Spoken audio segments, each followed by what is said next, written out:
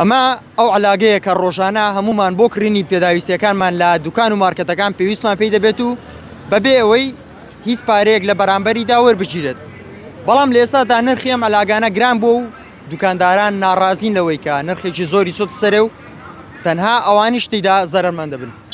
من ئێستا خاوەن دوکانێکم لەگەڵا ئەگەر بفەرمی بۆ ئێرە پێم بڵێ علاگە پێشتر تۆ بە چەندت کردی و ئێستا نرخی چەندە؟ وایە سەرەتا بە خێر بێن. حەلاگە پێشتر بە فەردە دەمان کڕی، فەردەی بە 30,000 بوو، ئێستا بوویتە 45-46,000. ئەمە هەم زەرەرەکە لە خۆمان دەکەوێت لەبەرەوەی بە فیادە دەڕۆ، ینی ڕۆژانە حەلاگە هیچ پارێک لە هاوڵاتیان وەرناگیرێ، هەراوها دێکسە دەیدێنێ و تقریبان فەردەی 15,000-16,000 هاتیتە سەرێ. بە چیلۆ جاران بە 2,000مان دەکرێت، ئێستا بوویتە 2.5. پێویست بەچەندە؟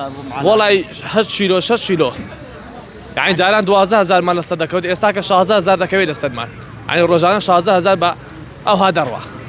ینی ڕۆژێ 4,000 زیاترت لەسەر 6,000 زیاتر ڕۆیشتە، ینی ئەوها دەڕوە بە ئیسفادەش. ئەشیاکەش هەر بۆ خۆی گرانە، حەلاگەش هایتە سەری وەڵ حاسریز نامینێتەوە.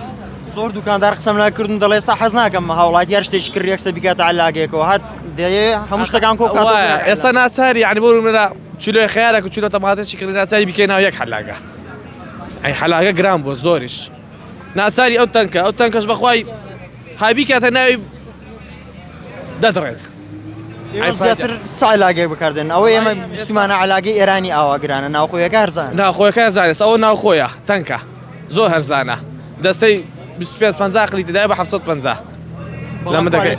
کوالەتیان باش نییە، هەدیکەی ناوی دەدڕێت، خاصە بەرگەی لادەنجی و پرتەقال ها ناگرێت، چکە گەڵا و شتوای پێوەیە بەرگەی ناگرێت، سە دەدڕێت. بەڵام ئەوکەیکە زۆر باش بوو، بەڵام گران بووە زۆریش. ینی ئەوە زەرەرێکی گەورەیە لێەوە، حتمما زەرەرە.